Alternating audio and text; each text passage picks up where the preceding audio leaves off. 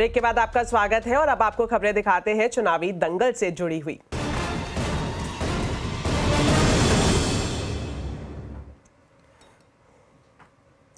विधानसभा चुनाव के लिए नामांकन का काम पूरा होने तक महाराष्ट्र के दोनों गठबंधनों में कई पेच फंसे हुए हैं। एक तरफ बीजेपी, शिवसेना, शिंदे गुट और एनसीपी अजीत पवार ने 4 सीटों पर उम्मीदवारों का ऐलान नहीं किया है, तो दूसरी तरफ शिवसेना, उद्धव गुट, एनसीपी, शरद पवार और कांग्रेस गठबंधन ने 11 सीटों पर नामों का ऐलान नहीं किया है। महायुति में नवाब मलिक को लेकर बवाल मच गया है। अब अणुशक्ति नगर में नवाब मलिक की बेटी सना मलिक के खिलाफ शिवसेना शिंदे कैंप ने भी अपना उम्मीदवार खड़ा कर दिया है। सना मलिक एनसीपी अजीत पवार गुट की उम्मीदवार है। वहीं नवाब मलिक पर दाऊद के साथ कनेक्शन का आरोप भी लग रहा है। तो इन तमाम मुद्दों पर नवाब मलिक से खास बातचीत की हमारे संवाददाता विवेक गुप्ता ने।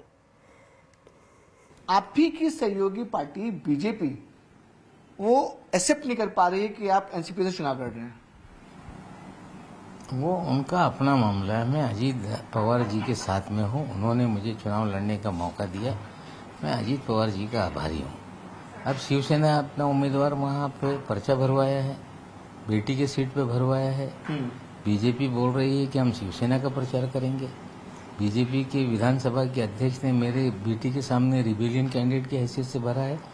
सवाल ये है कौन विरोध कर रहा है, कौन समर्थन कर रहा है, ये सवाल नहीं है। जनता किसके समर्थन में, सवाल इसका है। जनता का समर्थन भरपूर हमारे साथ है। कौन विरोध करेगा, कौन हमारे सामने लड़ेगा, ये हमारे लिए कोई महत्वपूर्ण नहीं। हम चुनाव जीतेंगे और पूरी ताकत से जनता का समर्थन हमारे साथ है और दोनों सीटों पे हम चुनाव जीतेंगे। लेकिन नवाब जी, सबसे बड़ा सवाल खड़ा कि विपक्ष आदित्य ठाकरे भी सवाल खड़े कर रहे हैं, प्रियंका चतुर्वेदी भी सवाल खड़े कर रहे हैं। लेकिन बीजेपी जिस तरीके की लैंग्वेज यूज कर रही है कि दाऊद इब्राहिम के साथ आपके कनेक्शन है, हम दाऊद के साथ जो रहेगा उसको सपोर्ट नहीं करेंगे, हम प्रचार भी नहीं करेंगे, तो जनता जानना चाहती है क्या आपके relation underworld don Dawood Ibrahim के साथ हैं, जो विपक्ष भी कह रहा है और आपकी सहयोगी पार्टी भी कह रही है। ऐसा लगता है 65 साल इस शहर में मुझे बीत गए।